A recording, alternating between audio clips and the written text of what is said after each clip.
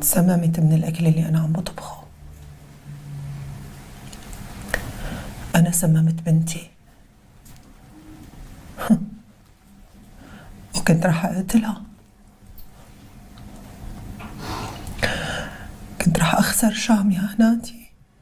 هدى مشان الله خلص ما تقولي هيك.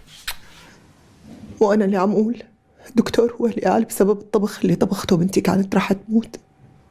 ايه وكمان قال انه عم تجيب اليوم 100 حالة مثل هي، يعني انت مالك ذنب. مالي ذنب؟ حاجة تضحك على بعضنا هنادي. أنا عم بسترخص بالليل اللي عم جيبها لبناتي كرمال جمع مصاري وسافر لعند أبوهم، كرمال انتقم من الرجال اللي زلني وقهرني. عم طعميهم حيالله شي. اليوم شو عم تسممت؟